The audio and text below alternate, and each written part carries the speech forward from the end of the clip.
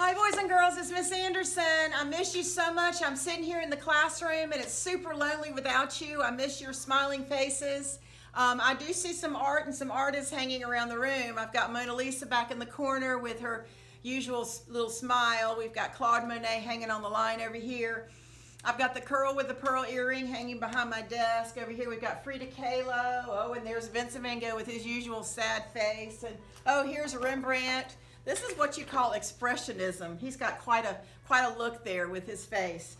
I'm going to put Rembrandt down. We're going to be doing art class this way for a little bit. So I'm so excited. I hope you're excited too. As we usually come into art class, I would like to get started with a quick word of prayer. So if that's okay with you guys, let's put our hands underneath our chins, our heads bowed, and our eyes closed. Dear Lord, thank you so much for the opportunity to teach these boys and girls. May they have fun with this. Thank you so much for our school and for our country. In your precious name we pray. Amen. Okay, we're going to get started with just a little quick review about what we've been learning in art. We've been studying and learning about Grandma Moses. Grandma Moses was a very famous American folk artist. She did simple art, simple landscapes. We learned about landscapes a little bit. She was born in 1870 in the state of New York. She was a farmer's wife. She lived on a farm with all the chickens and the horses and the cows and the pigs and the rabbits and bunnies and all sorts of animals on the farm. She was pretty much in charge of the garden and the house and sewing and stuff like that. She developed arthritis late in age, about 78 years old, and was unable to do her sewing, which she loved. So she began to paint. She ended up painting landscape paintings, mostly about her time as a child. This is one of her paintings here. It's called Making Apple Butter. And what we have been learning in art is that there are three different parts of a landscape. There's the foreground, there's the middle ground, and then there's the background. The foreground is the part that we see the most, that is lower on the plane of the paper, the composition. We see more details in the foreground. Then we've got what we call the middle ground, which is farther away, a little fuzzy, smaller. And then in the way background, we can't hardly see anything in the way background. And that's how artists create dimension or perspective to create realism. So this is her painting. This is another one of hers up here. And we have been creating artwork based on her landscapes. This is London Cromartie. She's in Miss Grubb's class, and she did a really good job on this. I'm using this as an example because this is remember our three parts of the landscapes. We have the foreground, the two sheep here. We've got the middle ground and then the background. The background sheep are really far away and really small. She did a great job on this. I'm really proud of her. I hope to have your artwork back to you soon. I've got a lot of it was on the bulletin board because I was so proud of it. And so we'll try to get that to you at some point. Now, because we've been learning about Grandma Moses and the fact that she lived on a farm, I thought it would be fun to teach you how to draw an animal that we usually see on the farm. And the animal that I'm going to teach you how to draw today is a rabbit or a bunny, or also some people call them hares, and I'll tell you why that. This is one of my other favorite artists. His name is Albrecht Dürer. He was a Renaissance painter. He was most known for a painting called The Praying Hands that we have seen in our classroom before. He's also very famous for this painting. This is called The Hare. Hare is another name for a rabbit, and he painted this painting back in 1503, and it is very realistic. We have been learning about realistic art and abstract art. This is definitely a realistic painting. And the interesting thing about this painting is that when Albrecht Dürer was painting it, he wanted it to be so precise and so realistic that he used a single hair from his paintbrush. He took the paintbrush and he pulled out all of the hairs in the paintbrush except for one, and he used that one little hair to paint that fur or that hair on the bunny. So I wanted you to see this because this is really one of my favorites. But I'm going to teach you how to draw a bunny today. So this is what we're going to do. Step by step, I'm going to show you how to draw a bunny. You will need a pencil and a piece of paper, preferably kind of a big piece of paper. Now remember that we're going to be doing this step by step. If I'm moving a little bit too fast for you, remember you can always stop this video and restart it, or you can go back and redo it. It's at your pace. So I'm going to take all this down and we're going to get started. Now you will need, like I said, a piece of paper, white preferably, and a pencil. You will need a pencil with an eraser on it. So here we go. The first thing you're going to do is you're going to draw an egg shape, which is an oval, and it's going to be on its side. We're going to draw an egg shape. So we need something about this size. Now I'm making mine kind of big so that you can see it. So this is your egg size. This is going to be the body of the bunny. Now after you have done that, you are going to go to this area right here and you're going to draw a circle. Now you want the circle to be fairly big. I think that's okay, might be a little bit too big, but I think that'll be fine. Now there's your circle. Now if you are, it's hard for you to draw a circle, and usually I can draw a pretty good circle. That was not as well. What you can do is you can find things around the house that are round. Like for instance, a soup can. You could lay it down and trace around it to make that circle if you like. But anyway, there's our circle and our oval. You are going to take your eraser now, and you are going to erase the line that is inside of the circle. Remember how we do this in class? Step by step, we're going to be fine. So you've got a circle and you've got the oval. Now we're going to go down to this area here.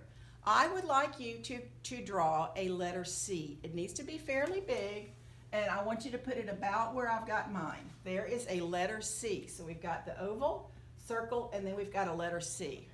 Now underneath the letter C, you're going to draw what I would say would be maybe a hot dog or a pancake or maybe a cookie, but that is the shape that you're going to draw now. So you've got that. Now you're going to go to the back of the hot dog shape. I think maybe I need to slow down. The hot dog shape, and you're going to draw a line that goes straight down to there. So that is your leg, and here's your head, and then your body. So take your eraser, I'm using a wipe, and you are going to erase the line that is here, that is inside. Now you could pretty much leave that line there, so that'll be fine. So you've got the letter C and then the hot dog, so there you go. That's going to be your back hind leg. Now let's go back up to the head, and I'm going to show you what we're going to do for that. We're going to start with a triangle. Now we know that a triangle is 3 different sides. We want the triangle to be pointed down. We want the flat part at the top, and we want the point at the bottom. So you're going to go over here about this area on your circle, and you're going to draw a triangle. Now I'd like you to color that in with your pencil, and then later when you have all your, if you have crayons or markers or colored pencils, you can go ahead and color that in with all sorts of things. But for now, we're just going to color it in with the pencil. Okay, so we have the triangle. Now we're going to draw the ears. The ears obviously are going to be long and pointed at the top. They don't have to be too pointed at the top, but pretty much pointed. So what you're going to do is you're actually going to start on the inside of your circle, and then you're going to go up and down. You want to have it inside of the circle because this is going to be the outside ear, so we're going to see it on the other side. So this is what you've got. Now after you have drawn that, and I'm going to give you a minute to do that, then you're going to erase the line that is inside of that ear. So we've erased the line that's inside of that ear. Now we are going to do the ear on the other side of the head. We're going to start about here. I'm going to draw a circle right there. I don't know if you can see it, but there's a little circle there. You're going to go with that, where that circle is, go up and then down. Now this time you're going to stop at the line. You're going to stop at the line, not go down like we did on this one. You're going to stop at that line. Now on this side we see sort of the inside of the ear. So you're going to have like a little sort of a mountain right there. So you're going to put that little mountain in there. Now they're all going to, I want you to remember this. This is your first time. So if it's not perfect, it's okay, because every time you do it, it's going to get better and better. So this is your first time. Okay, now we're going to go to the front legs. So you're going to have a line that goes straight down, and then you're going to have a smaller C. There's a little c. We have a line, and then we have a little c. Now we're going to have a sort of a slanted line there that meets that one. So that's where our front paw is. So you have this. Now we are going to take your eraser like we did before, and you are going to erase the line that is inside of this leg. So now we have a back leg and a front leg. Now we want to be able to see that there are 4 legs on your rabbit. So now you're going to go to this area right here, and you're going to draw a line. So you draw a line right there, that's in front of the other one. And then again, we want another letter C. So we've got two letter C's. So there's a letter C. Those are the two paws. Now the one on the other side looks a little bigger, but that's no big deal. Okay, now we are going to work on the eye now. Now the eyes need to be pretty big. Their bunny rabbit's ears or eyes are super big. I like to do sort of an oval, sort of an almond shape. It's like a circle with points on the edge. So I'm going to put my eye about here, like that. That's probably where you want your eye. It's sort of in the middle of the head a little bit. And we've got sort of a point on the edge, not too pointed. If yours is more pointed, it's probably better anyway. It probably could have been a little bit more pointed. Okay, inside of that almond shape, you have a circle. So there's your eye. And we are going to color in. Let's put a little circle inside and then color in around that middle circle. We want that just little hint of light or white where the light hits and reflects, or the eye. So there's your eye. Now, we're going to go back to this triangle that we did for the nose. Underneath the triangle at the point at the bottom, you're going to have a smile that comes out, just like that. And then just a little one on the other side. So there is your mouth and your nose and your eye. It's looking pretty good. Now we need to go over here and give her a big fluffy, now I don't know why I'm calling it her, but probably it is, big fluffy tail. There's the big fluffy tail. And we want to do whiskers. They do have a lot of whiskers. Now when I do whiskers, I like it to look more realistic, and it's a little harder with the marker, but I think you'll understand what I'm talking about. When you do whiskers, you want to put your pencil down on the paper and then push it out, and then down and then push it out, then down and then push it out. It sort of starts darker and then goes smaller, so we're going to do that. So you go down and then push it, down and then push it, down and then push it. They look a little bit more realistic when they're like that. Just flick it out, flick it.